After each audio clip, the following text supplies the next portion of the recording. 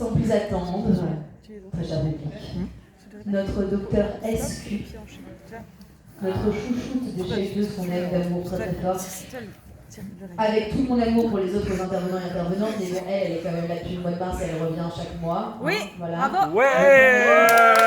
On peut accueillir très très très fort le public de la soirée, Madame Chérie, s'il vous plaît.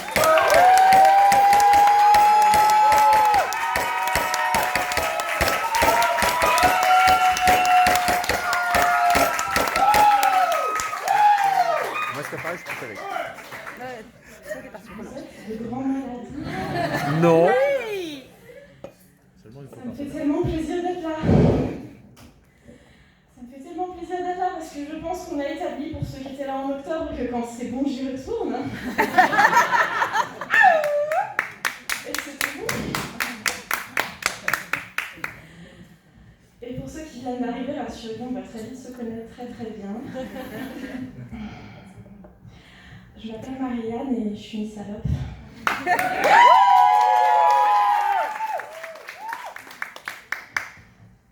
Salope, ça veut dire que je vis selon la croyance radicale que du sexe de qualité avec des gens de qualité, c'est vachement bien.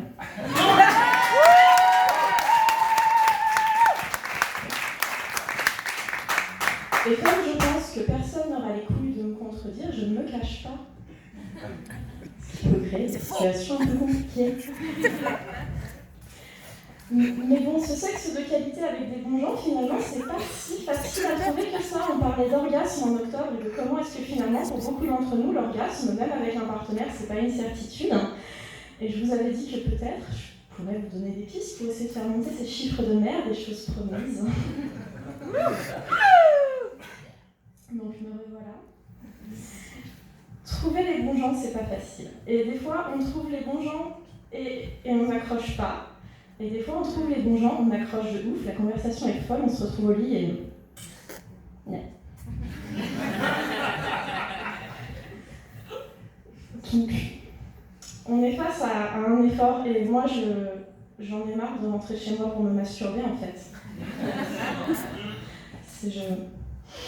En plus, je vis dans un vieil immeuble, le son passe, j'aimerais que vous compreniez, c'est que le problème, c'est pas le son des orgasmes que mes voisins entendent, du coup. Non, le problème, c'est que si moi, je sais que le vibreur que j'entends à 7h15, des fois, c'est le réveil du voisin, j'aimerais qu'il ne sache pas à quoi correspond la vibration que lui, il entend des fois à minuit 30. Non, mais voilà, non, pour ma dignité, j'aimerais que ça soit pas bizarre aux boîtes aux lettres.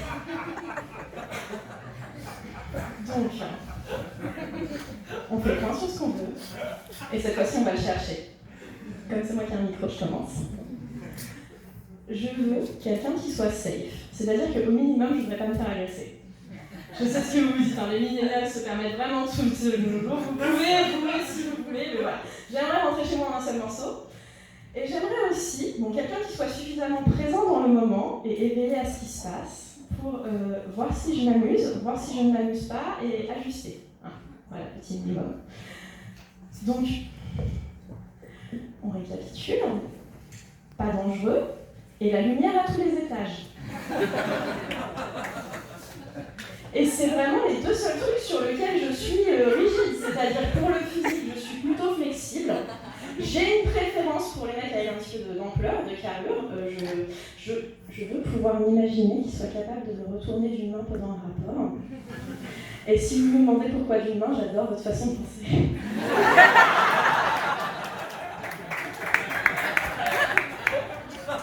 Mais ça, à la limite, c'est accessoire et vraiment safe et vivant devant sa tête. C'est bien pour commencer. Et je croyais que la barre était basse et que n'importe qui pourrait passer au-dessus. Et pourtant, c'est un peu galère. C'est-à-dire que, je vous ai déjà exprimé ma frustration à plusieurs reprises, mais pour moi, Limbo. j'ai l'impression d'être sur du bon terrain zombie. J'étais pas mal. Je suis entourée d'êtres à forme humaine, dénués d'empathie, aux fonctions cérébrales franchement réduites, et animés par une faim de malade qui veulent me mordre.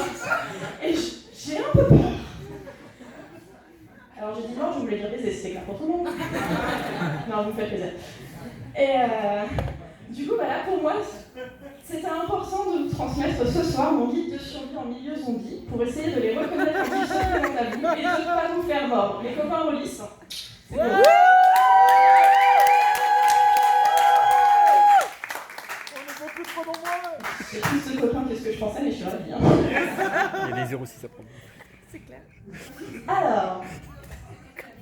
cours.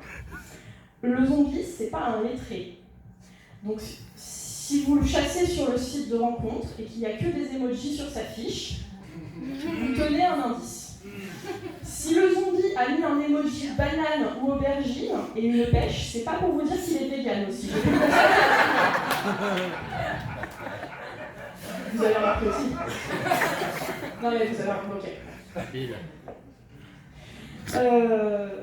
Toujours sur le langage, que quel que soit l'endroit où vous chassez le zombie, si une personne n'est pas capable de le dire, je pense qu'on devrait lui interdire de le faire, ok? Donc, les phrases du genre « on pourrait se voir, toi et moi, et ne finiront pas en point de suspension si elles veulent arriver jusqu'à ma culotte ». Cette personne est priée de finir sa phrase ou d'aller zombifier quelqu'un d'autre. Si tu ne peux pas utiliser les mots pour en parler, je suis sûre que tu ne sais pas l'utiliser, ok? C'est une chasse, c'est un clitoris. C'est un jartel, bon courage.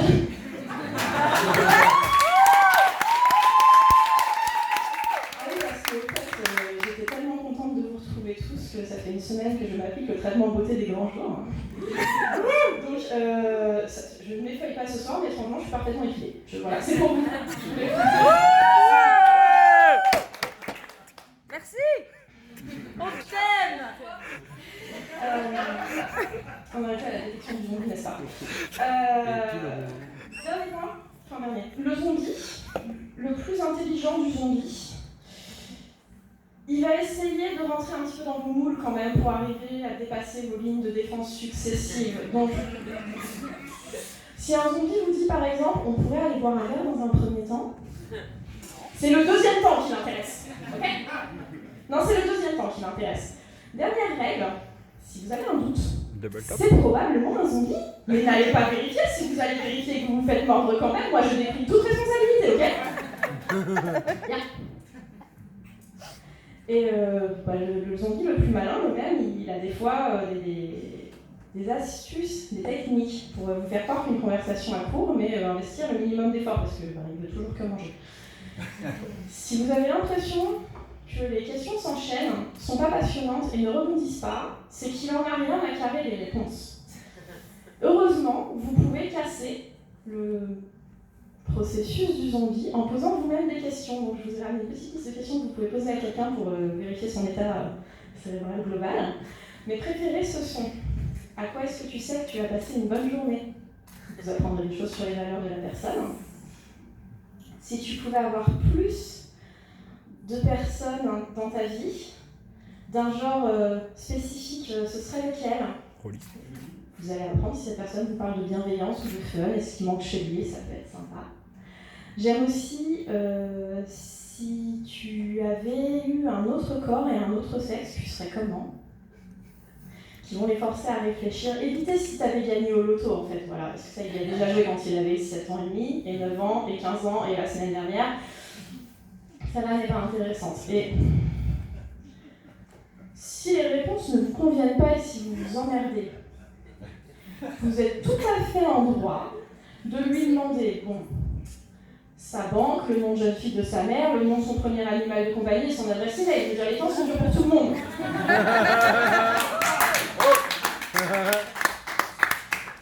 Est-ce que vous avez bien intégré les règles?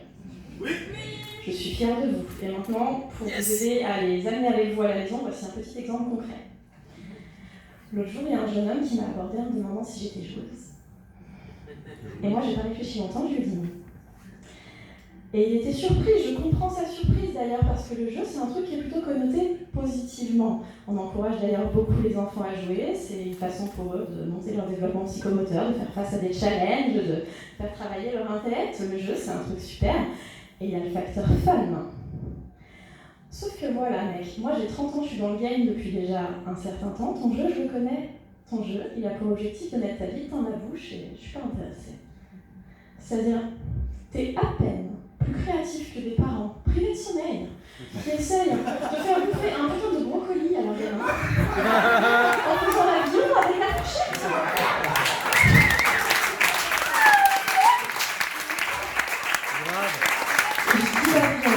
Ça peut être l'hélicoptère, je sais que l'hélicoptère est une pratique qui ne se développe toujours pas.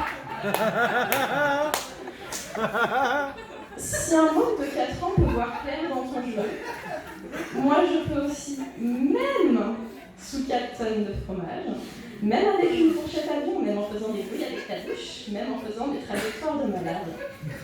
Je vois clair dans ton jeu. Et ton jeu ne m'intéresse pas.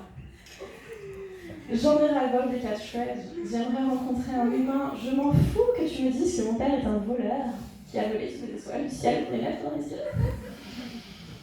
Je m'en fous que tu me dises que je suis la fille la plus sexy que tu as rencontrée aujourd'hui. Un jour, un type m'a sorti qui était un mélange parfait de sexy et d'adorable. Il l'a piqué dans 99 francs. Ah non, c'est dur ça. Ah ouais, non, c'est dur. Moche. C'est moche.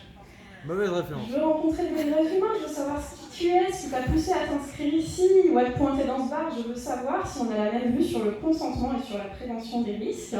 Je veux savoir si tu sais exactement où se situe le clitoris. Je suis foutue de te le demander. Et si les réponses me conviennent, c'est moi qui vais te draguer.